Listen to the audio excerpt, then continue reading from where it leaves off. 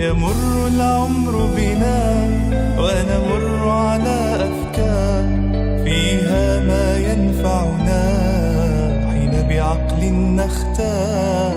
الماضي يهدينا خير دروس للعمر، والحاضر بيدينا نهديه حصاد الفكر، والحاضر بيدينا نهديه حصاد الفكر.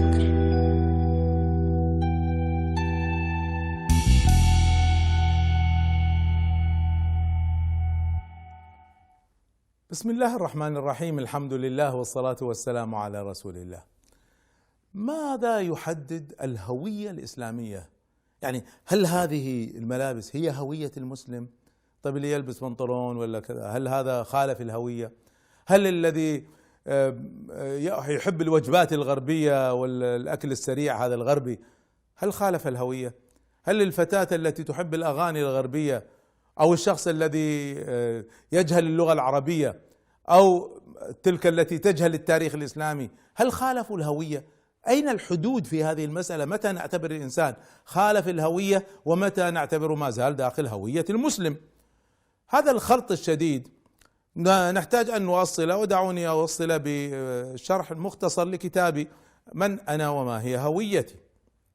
الهوية في اللغة هي ما يكون الشيء به هو هي التي تحدد ما أنت هو. طيب هذا في اللغة. أما في المصطلح فالهوية هي السمات والقيم التي تميز فردا أو مجتمعا. يقول الله سبحانه وتعالى صبغة الله، الصبغة يعني هوية الله التي أراد المسلم أن يتصف بها، صبغة من الله عز وجل، وبالتالي ومن أحسن من الله صبغة الله، فهذه هوية من الله سبحانه وتعالى. فالمسلم مطلوب أن ينصبغ بهذه الهوية.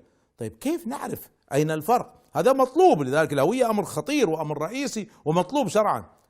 هنا يجب أن نفرق بين العناصر والمظاهر. عندما نفرق تصبح المسألة واضحة. أما العناصر، عناصر الهوية يدخل فيها الدين، القيم، الفكر، حتى عرق الإنسان على فكرة يعتبر من عناصر الهوية، أي بأي جنس ينتمي، الجغرافيا، طبعا اللغة، الحضارة التي جاء منها وينتسب إليها، التاريخ، أي أمور مشتركة سياسية، اقتصادية، اجتماعية، قضايا مشترك، هم مشترك. خلينا نضرب مثال. لما نقول فتاة مصرية عربية مسلمة ملتزمة، الآن هي كفتاة تشترك مع الفتيات في هوية أنها فتاة مصرية، ستشترك مع المصريات، عربية ستشترك مع كل من هو عربي، مسلمة ستشترك مع من هو مسلم، ملتزمة ستشترك مع الملتزمين بالدين.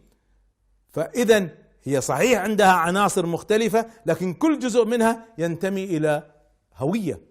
فهذا التعدد في الهويات يجعل لها هويتها الخاصة. قارنوا هذا مثلا بشاب أمريكي غني عنصري صهيوني، هنا سيشترك في هذه العناصر مع من يشترك معه في هذه العناصر، فهذه هويتهم المشتركة. إذن هذه العناصر التي ذكرناها، الدين والقيم والفكر والعرق والجغرافيا واللغة والتاريخ والأمور المشتركة، القضايا المشتركة، هذه التي تشكل هوية الإنسان.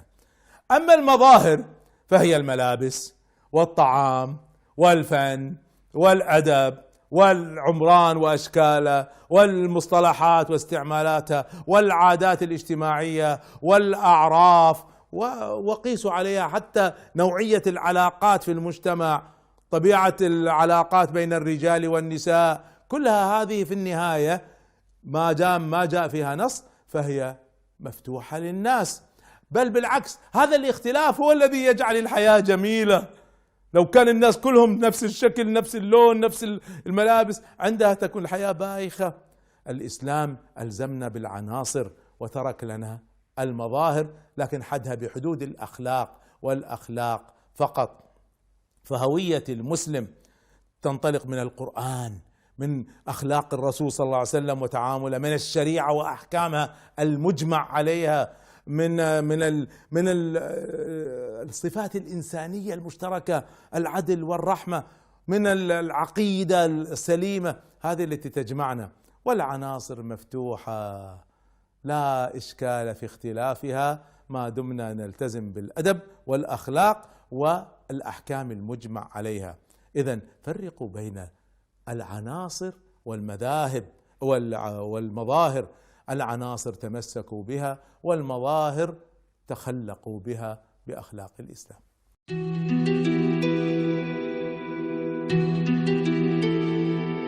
ويمر العمر بنا ونمر على أفكار فيها ما ينفعنا حين بعقل نختار. الماضي يهدينا خير دروس للعمر، والحاضر بيدينا نهديه حصاد الفكر، والحاضر بيدينا نهديه حصاد الفكر.